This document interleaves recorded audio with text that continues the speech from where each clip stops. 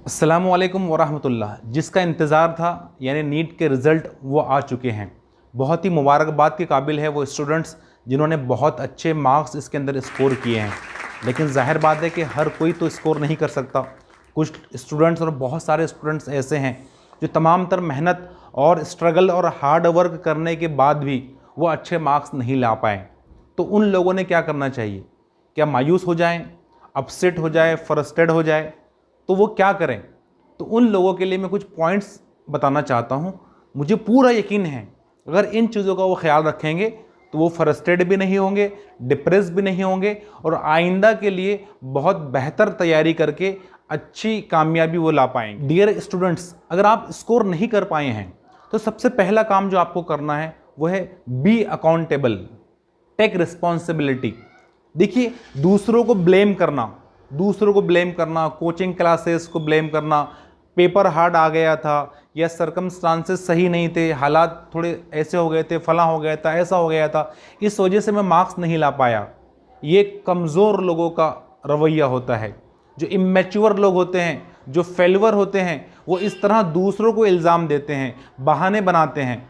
लेकिन वो लोग जो एक वक्त कामयाब होने वाले हैं, जो कामयाबी के बुलंदियों पर पहुंचने वाले हैं, अगर वो रास्ते में कुछ गलती कर बैठते हैं या कोई नाकामी का सामना करना उनको पड़ता है तो वो दूसरों पर इल्ज़ाम नहीं देते हैं, बल्कि ख़ुद उसकी ज़िम्मेदारी को कबूल करते हैं, ख़ुद को जवाबदार ठहराते हैं। तो अगर आप भी नीट के एग्ज़ाम में स्कोर नहीं कर पाए हैं तो ख़ुद आप रिस्पॉन्सिबिलिटी लें, अपने आप को उसका ज़िम्मेदार ठहराएं, ख़ुद अपने आप को एनालिसिस और चेक करें और ये तय करें कि मैं खुद ही उसका रिस्पॉन्सिबल हूँ। अगर ये नहीं करता तो मुझे अच्छे मार्क्स मुझे आ जाते। दूसरा पॉइंट है एनालाइज योर परफॉर्मेंस। अपना एनालिसिस करें, रिव्यू करें, एक जायज़ा लें, एहतसाब करें कि पूरे इस जर्नी के दौरान में कौन सी मेरी ऐसी मिस्टेक हुई है, कहाँ मेरा परफॉर्मेंस कमज़ोर पड़ गया है, कहाँ मैं अपने आप को इम्प्रूव कर सकता था, कौन सी मैं गलती कर बैठा जिसकी वजह से मेरे रिज़ल्ट ख़राब आ गए। तो एक डीप और क्रिटिकल अपना एनालिसिस करें। यकीन माने ये एनालिसिस आपको आइंदा स्कोर करने में बहुत मदद करेगा। तीसरा इंपॉर्टेंट पॉइंट है सीक फीडबैक, यानी लोगों से फीडबैक ले खुद के बारे में।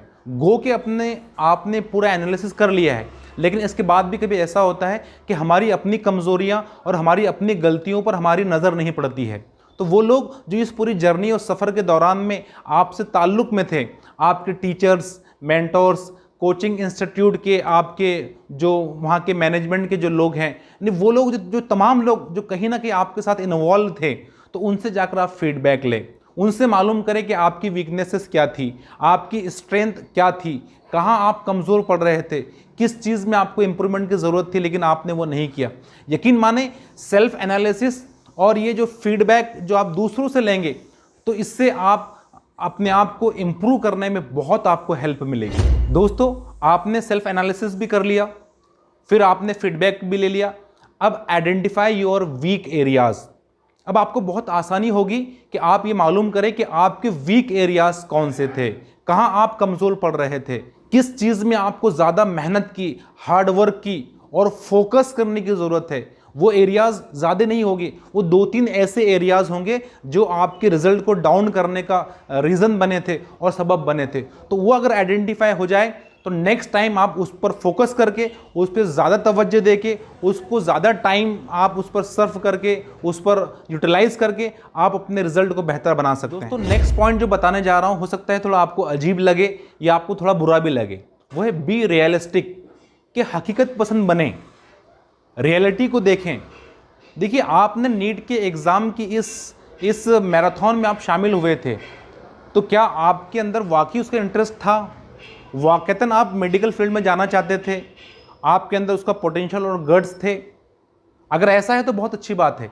लेकिन अगर आप बाय प्रेशर या बाय फोर्स अगर आप इस फील्ड में आए थे, या क्राउड और पब्लिक को देखते हुए और दोस्तों को देखते हुए अगर इस फील्ड में अगर आप आए थे, तो आपका स्कोर अगर सही नहीं आया है तो इसमें आपकी गलती है, क्योंकि आप गलत जगह आ गए थे। देखिए, हर आदमी का पोटेंशियल और इंटरेस्ट वो अलग होता है, लेकिन अगर आपका इंटरेस्ट मेडिकल फील्ड में नहीं था लेकिन आप दूसरों का देखा देखी या एक प्रेशर और फोर्स के तहत यहाँ पर आ गए हैं, तो ये आपकी अपनी गलती है। आपको रियलिस्टिक बनना पड़ेगा। अगर ऐसा है और आपका स्कोर कम आ गया है तो आपको ज़्यादा मायूस होने की ज़रूरत नहीं है। आपको किसी और फील्ड का इंतखाब करना चाहिए, इंजीनियरिंग में जाना चाहिए, कोई आर्ट्स की फील्ड में आप जाना चाहिए, कॉमर्स की फील्ड में अगर आपको इंटरेस्ट है तो वहाँ आपने ट्राई करना चाहिए था, आप गलत फील्ड में आ गए थे। बुरा तो नहीं लगा? दोस्तों नेक्स्ट इंपॉर्टेंट पॉइंट है कि stay motivated and be positive. देखिए, फेल होने का मतलब ये नहीं है कि गेम ओवर हो गया है, और किसी एक एग्ज़ाम में फेल होने का मतलब ये नहीं कि आपकी ज़िंदगी अब ख़तरे में आ गई है और अब आप अपनी ज़िंदगी को कैसे सही बना पाएंगे। ये जस्ट एक एग्ज़ाम था जिसमें आप फेल हो गए हैं, और ऐसा भी नहीं कि लास्ट चांस आपके पास था, कई सारे चांसेस आपको और मिलने वाले हैं। तो मोटिवेटेड रहें, पॉजिटिव रहें, और ख़ास तौर पर ऐसे मौक़ों पर एक अहम जो चीज़ जो हमको डील करना होती है, जो हैंडल करना होती है, वह रिलेटिव्स और फ्रेंड्स। बहुत सारे हमारे रिश्तेदार और फ्रेंड्स तो ऐसे होते हैं जो रियलिटी में हमारे हमदर्द होते हैं, हमारे लिए सिंपैथी उनके लिए अंदर होती है, लेकिन कुछ लोग बाकायदा हमको मतलब चिढ़ाने के लिए और टेंशन दिलाने के लिए हमारे मार्क्स हमसे पूछते हैं, क्रिटिसाइज़ हमको करते हैं, और वो चीज़ हमको बुरा लगती है। कभी कभी ऐसे मौके पर हम फ्रस्ट्रेट हो जाते हैं, हमको ज़्यादा टेंशन आ जाता है।